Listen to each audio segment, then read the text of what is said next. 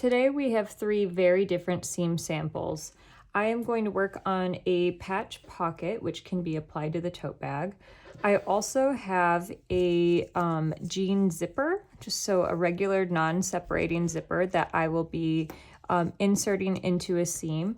And then I'm going to also demonstrate the baby hem. So I'm going to start off with the baby hem. I'm going to go ahead and turn my machine on. I have one 4" by 8" rectangle, and so one of these sides is already pressed in at 1/4 and then another 1/4, so a 1/2 inch total seam allowance. I'm also going to demonstrate what working with a baby hem foot does on the other side. So my seam allowance again is folded and pressed in at 1/4 and then another 1/4. So this would be the right side of my fabric, and the rolled up side would be the wrong side or the inside. And what I'm going to do is I'm going to begin stitching and back stitching right at that fold line. So really trying to catch it as cleanly as possible. And I'm going to go ahead and do this from the wrong side.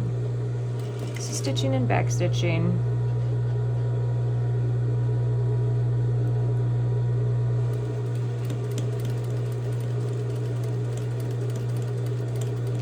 This is the very manual way of pressing it twice, taking time on it.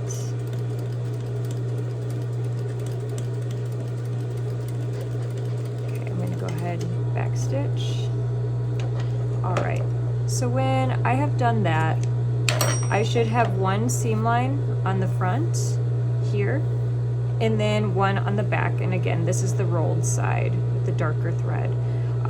So I actually have a machine attachment, and I love the baby hem foot. It is an amazing attachment, especially when you have straight seams. When you have a curved seam, you really kind of need a facing. So I'm going to go ahead and switch the feet of my machine to put on the baby hem, or the rolled hem foot as it's otherwise called.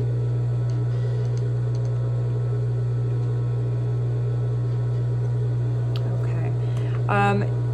All machines come with a variety of feet, and if you are actively sewing and working on different projects, it can be a great investment to buy a few of them.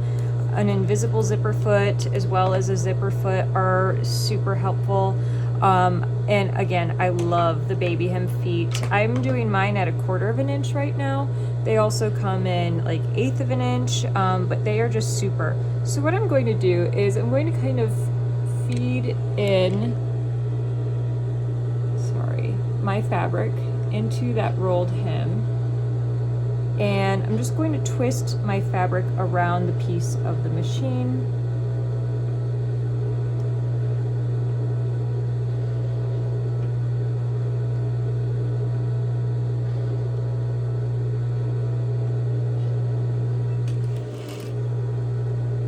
So there's a little ball or a little knob, and I'm working to actively promote my fabric to completely roll over it.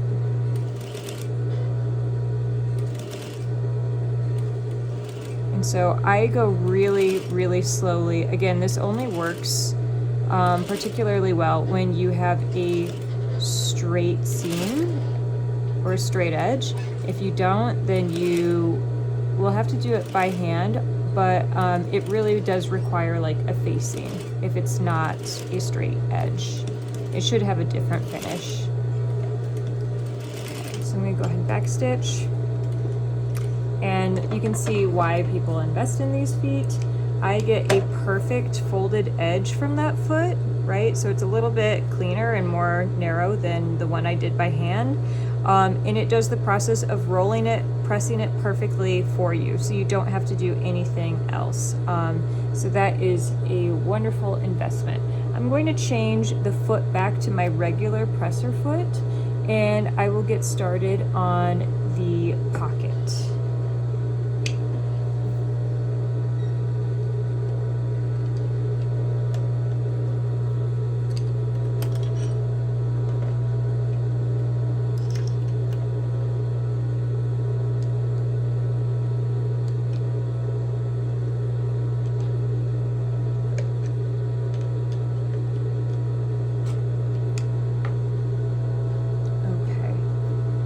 So I do have two pieces of fabric here.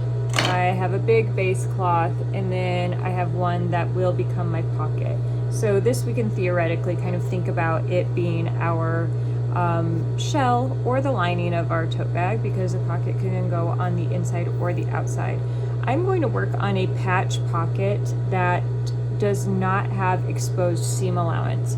So with like a typical denim jean patch pocket, there's always a little bit of like raw edge inside. Of course, it's controlled by the sewing of attaching it to the actual pant. But there's still like some frayed edges inside that you feel. I don't love that, and this is a really great way of sewing on a patch pocket and not having any raw edges inside. So I am going to go ahead and take my rectangle of muslin, and I'm going to fold it in half, hamburger style, so with the more height. And I'm going to go ahead and stitch and backstitch down the length of both sides at 1/2 inch.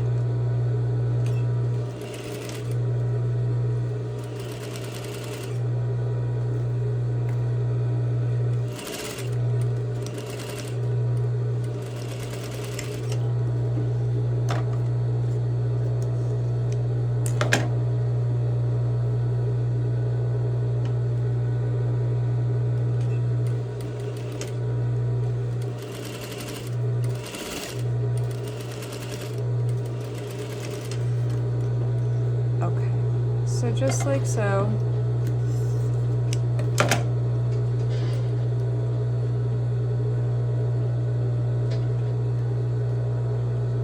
Something's caught here.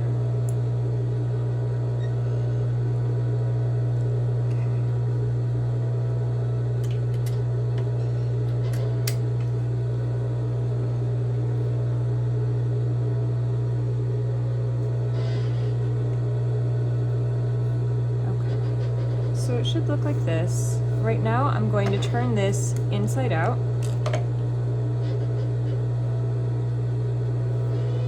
So I can do my corner trick of keeping this crisp.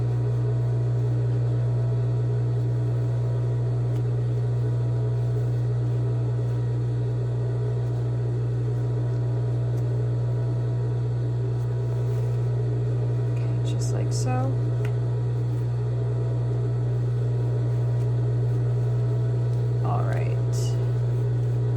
So now I only have one raw edge. And so if I want a divider, and say I want something maybe to hold my phone, and the other side to maybe hold some pins or, you know, something like that, I'm going to go ahead and create a divider. So I'm just going to stitch and backstitch from the top down to the bottom, wherever I think like my phone will fit.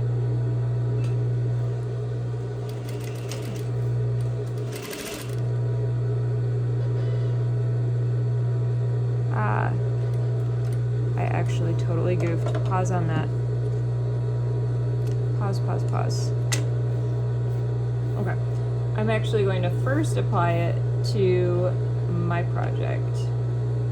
So what I'm going to do is line up exactly where I want the bottom of my bag to be.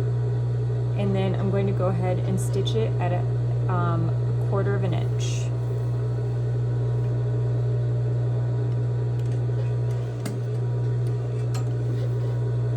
Some machine issues.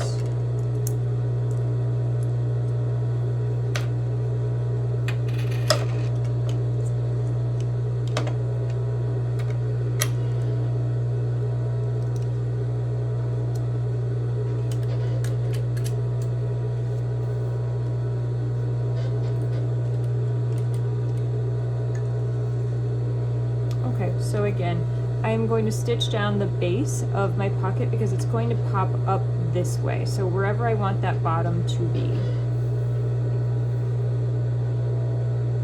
I'm stitching that down at 1/4 inch.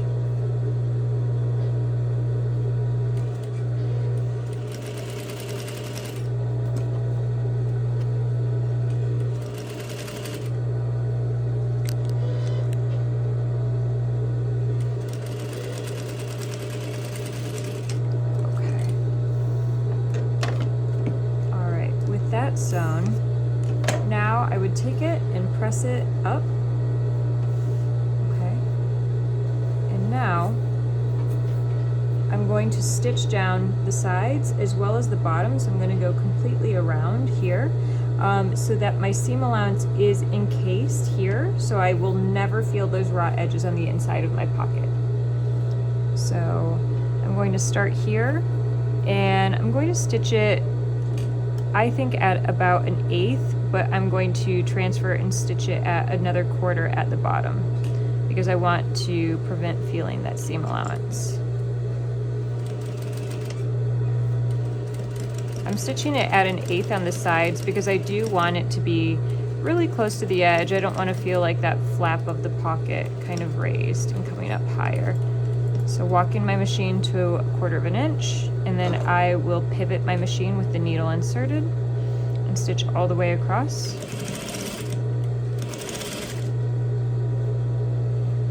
There's some threads coming.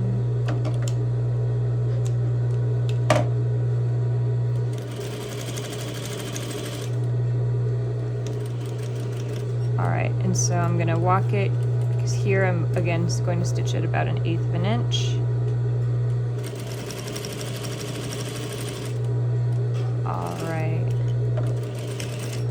Okay. So once I've done that, my pocket is fully attached. So now I'll get to that fun part of dividing it if I wish. And I still, so it fully works. Again, you don't see any seam allowance on the inside at all. It's totally clean. I'm going to go ahead and continue this stitch line. I'll actually stitch it from the bottom up. And this is going to divide my pocket. So it'll attach it again to the shell or the lining, whatever this base cloth is. Stitching and back stitching at the beginning and end. If it helps you to draw a line with some pencil or chalk or wax, by all means, go ahead. Okay. All right, and so once I've done that, my patch pocket for my tote bag is completely attached. Here it is, perfectly clean. On the back, it will look just like this. So I'll only have the stitch line of where and how it's attached to the bag, and it's perfectly functional. Okay. Lastly, we're going to move on to the zipper. So I have 2 of my seam samples. I have a longer zipper today. This is 9 inches long, so I just gave myself, I think, like 11-inch long pieces of fabric. I'm going to go ahead and stitch these at 1/2 inch.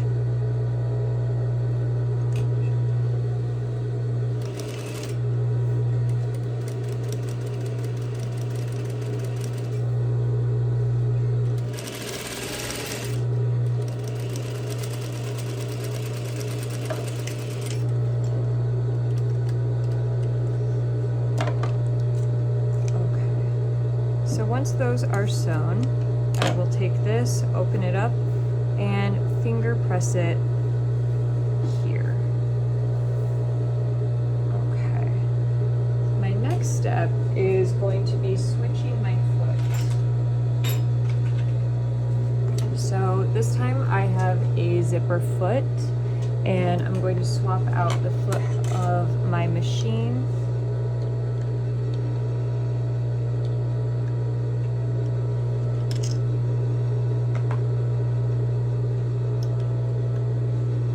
Some home machines, they just pop off really easily. You just kind of hit like a spring.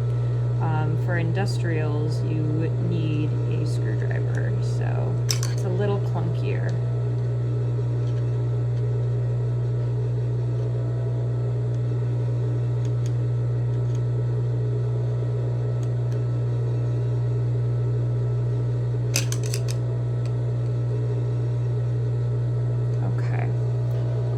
So that is fully on. All right, so my pieces are still a little bit short for my zipper, but that's okay. I'm going to sew it so that the bottom of the zipper is a 1/2 inch from the end of my seam sample fabric. Okay, and I'm also going to go ahead and pin it into place. What I want to do is I want to align the zipper teeth right on our stitch line. So I'm going to just pin it to make sure that it does not move.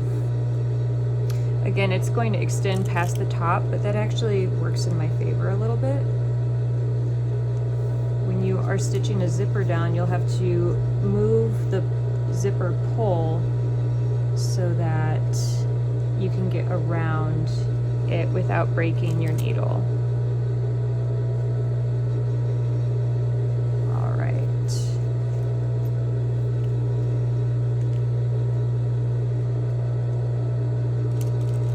So just like so.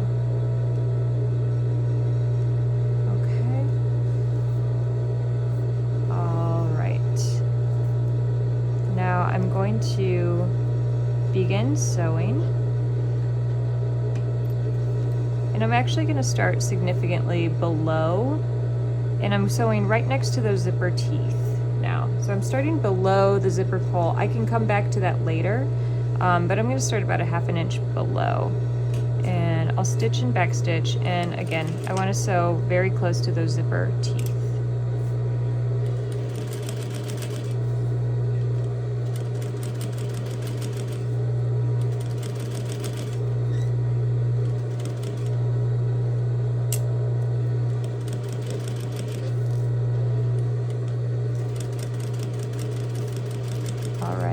When I get to the bottom of my zipper tape, I'm going to come around and pivot. So I'm sewing a perfect rectangle at the bottom. Make sure that you extend your stitch line past the end of the zipper so that you do not break your needle on the stopper.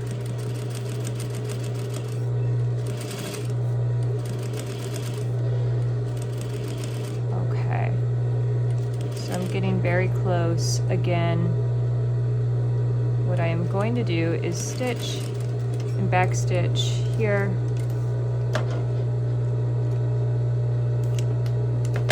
So my zipper is fully encased. I have a really nice stitch line. What I'm going to do is go ahead and seam rip this open. So very, very gently.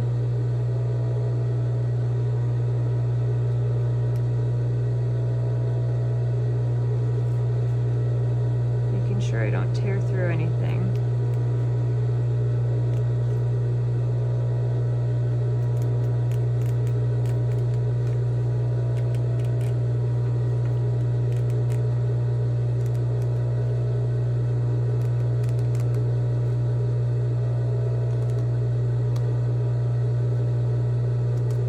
Okay, so I'm all the way through the bottom. I'll go through the top. All right, so now I want to finish completing sewing next to the zipper teeth. So now I can go ahead and continue this, stitching, back stitching, just all the way to the top.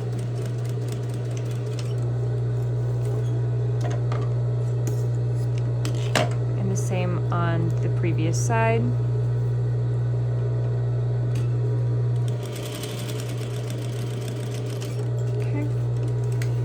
That is done, I'll clip all of my threads. You'll definitely want to clip them because you don't want the threads to get stuck in the zipper. That can be a huge pain. Turn off my machine.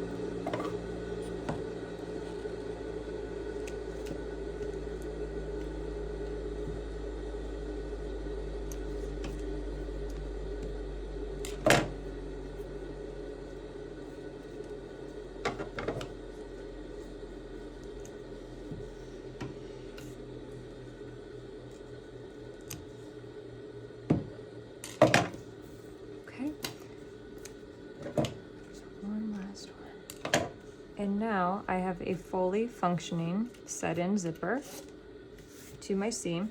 A lint roller is great for any of these little threads just to get them out of here, but it's perfect very clean, both sides. And from this side, you can go ahead and sew bias tape to the edges to conceal that rough zipper tape, but it works perfectly. And those are our 3 demos today. We have a set-in zipper, we have a patch pocket for the tote bag, and a baby hem.